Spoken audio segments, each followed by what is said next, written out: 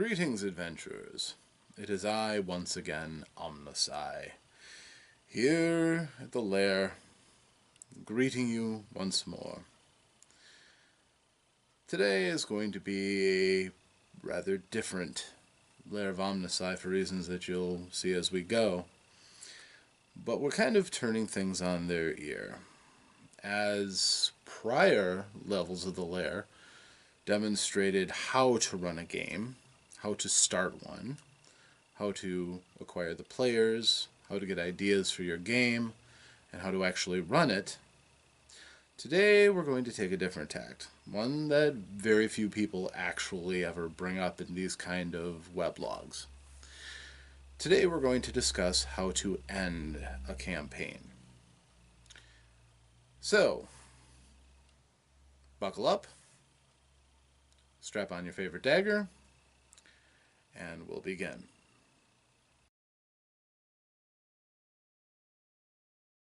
Now, there's 3 levels of ending that I'm going to cover.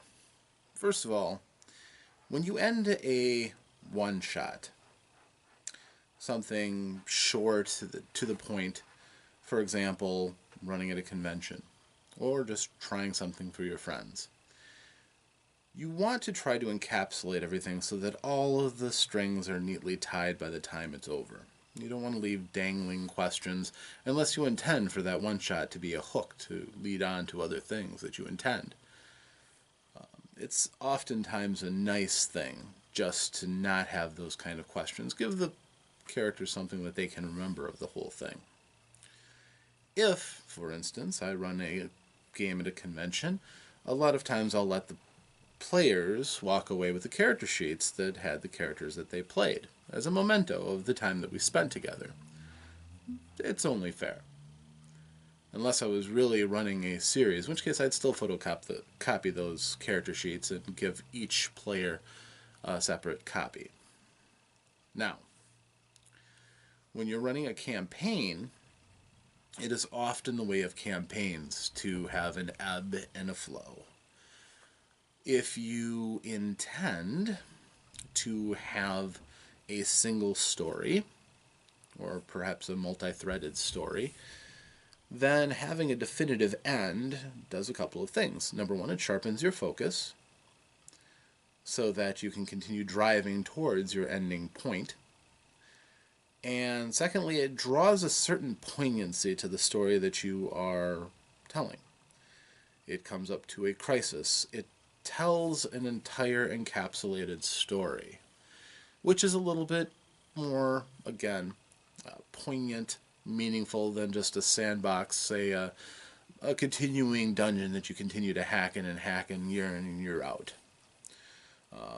By finishing that story, you give the players, again, a closing memory to put to that game. And if it's a campaign that's been going on for some time, my general inclination is to have some sort of a celebration at the end of the story. Denouement is an expression that is used as an ending, a kind of a way of drawing things to a close. In my denouements, what I generally do is, assuming the characters have survived and they have met their primary goal, I flesh out the rest of that character's career and life. Honestly, at the end of one of my games, it's usually a couple of years down the road, and the characters are very powerful. Therefore, they should have goals, they should be able to leave their imprint on the world, and oftentimes the players appreciate knowing kind of what happens. If it's a game like, say, Dungeons and Dragons, those characters move on to foundations, or open up schools of magic, or temples, or thieves' guilds and networks of power. These are all often, again, rewards saying how good you did through the story. People who are just participants, someone who was just there to sling dice, will probably have a relatively minor imprint on the world, whereas the people who actively worked to forge relationships and draw things together deserve a little bit more, or at least I feel they do, and I generally give them a bit more import in the final story. In two separate occasions, I actually had a character rewarded with their characters experiencing apotheosis. Their characters were drafted to become hero gods of their campaign world, which is not something that I obviously do lightly. Now, there are some campaigns that never do end. For instance, I have had people tell me that they have been playing since the 70s in the same campaign.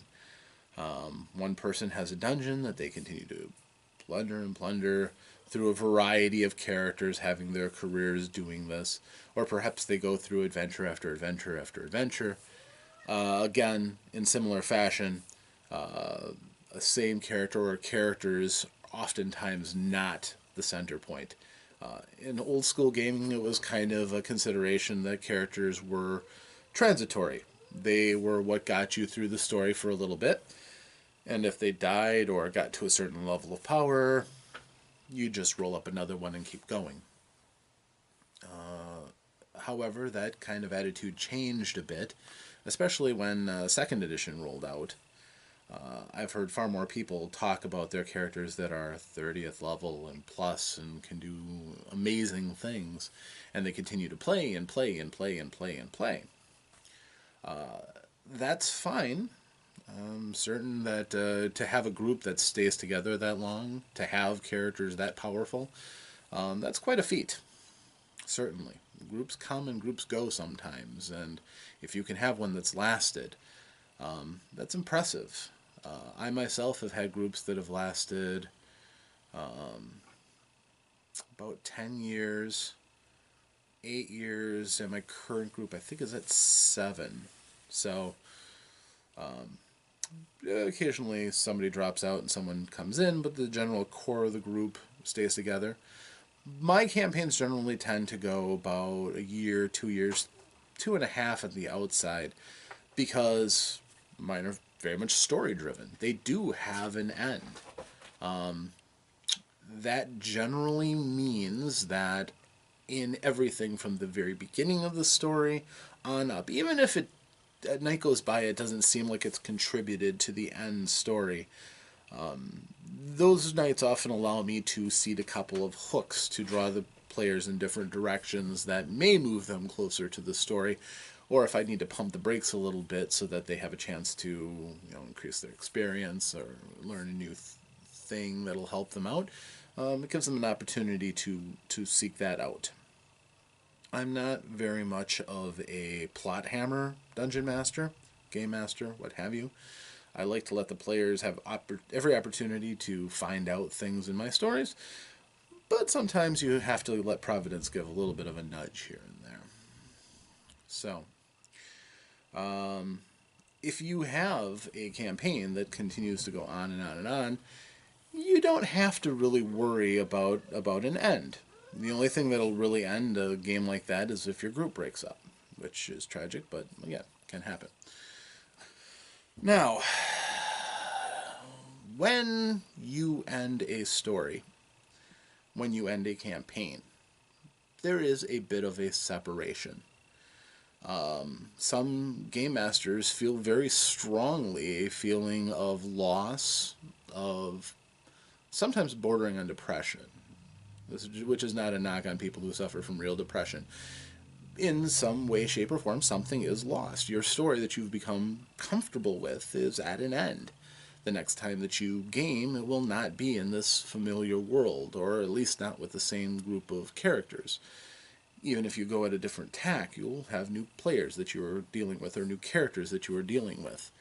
And that can be tough. I certainly do remember my favorite campaigns fondly, warmly, and when they ended, I do remember it was difficult to let them go. However, the excitement for what is coming up, the crazy ideas I had rolling around through my brain that drive me on, always soothe that a little bit with the excitement of rolling up new characters and moving on to the next phase.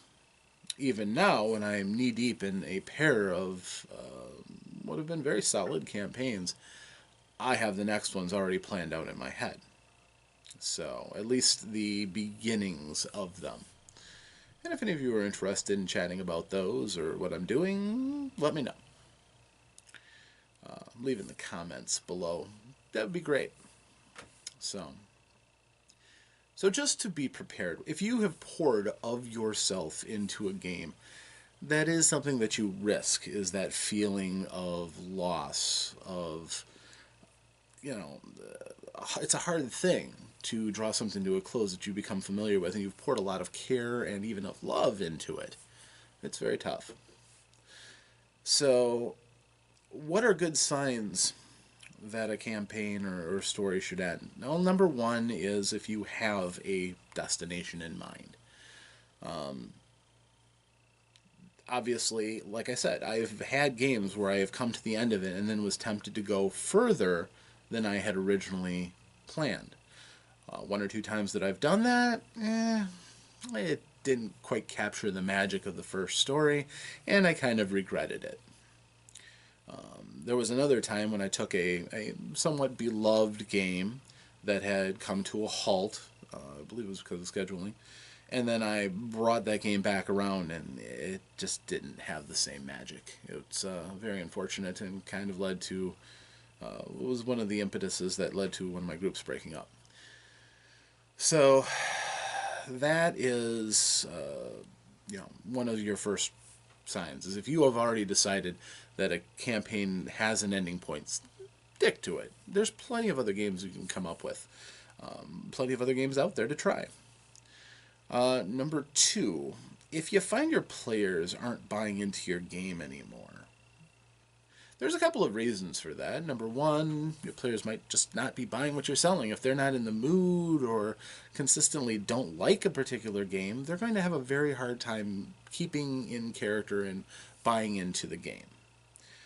You should take your players' input quite strongly when you make your decisions. If they're not having fun, then you're failing at your primary job, which is to make sure that everybody has fun.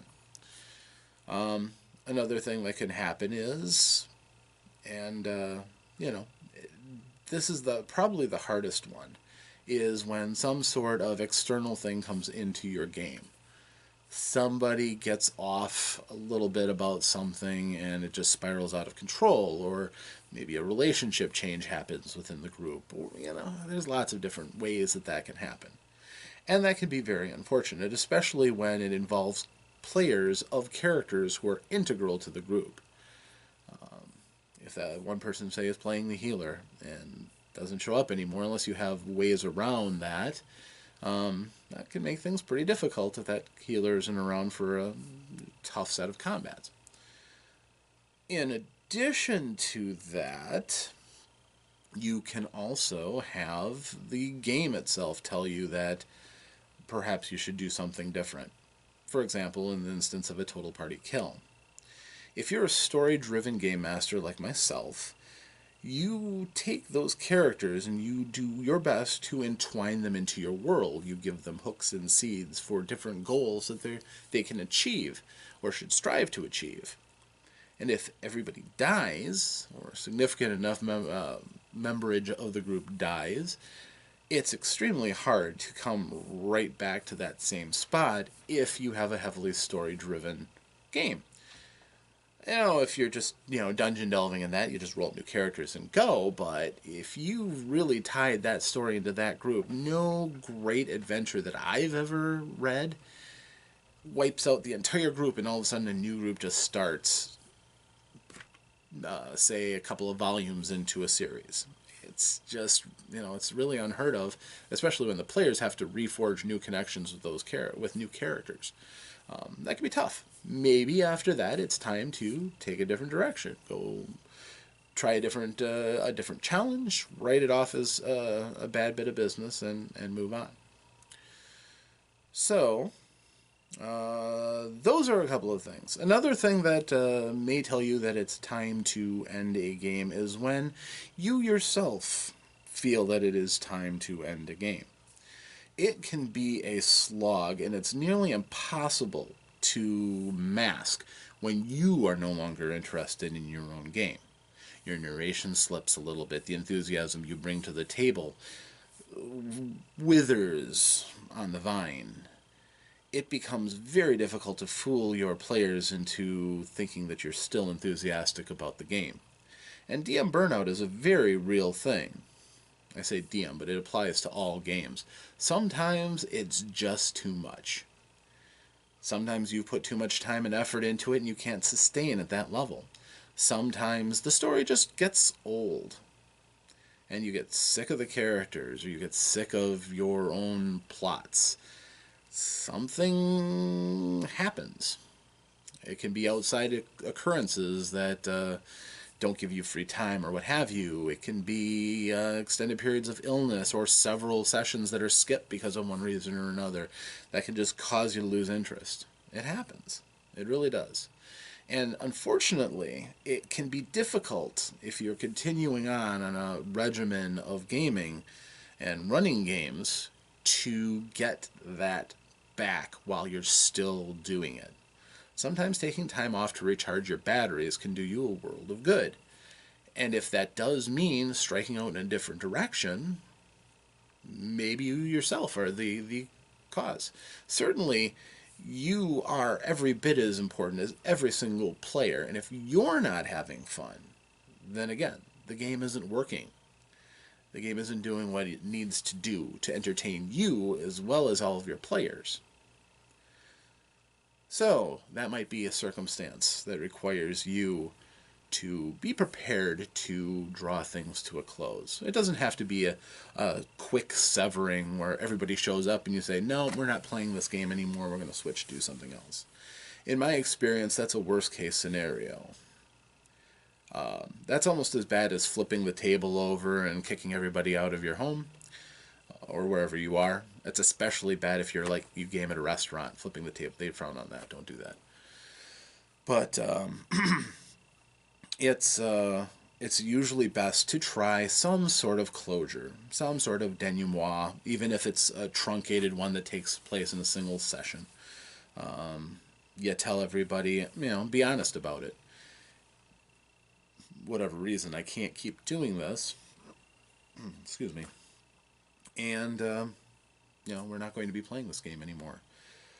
In that case, perhaps, maybe it's time to hand the baton over. Somebody who's in your group who's been playing might want to run a game. And maybe you can take a break. Being a game master is often not easy. It is a difficult chore pouring measures of yourself and your imagination and your creativity into your game. It can be very difficult. And if you run multiple games, that doubles. It increases geometrically. And almost nobody has the kind of wherewithal to sustain that forever. Especially if you pour a lot into a story-driven, connected game. So, now that you've started a game, it's a good idea to know when it's time to end.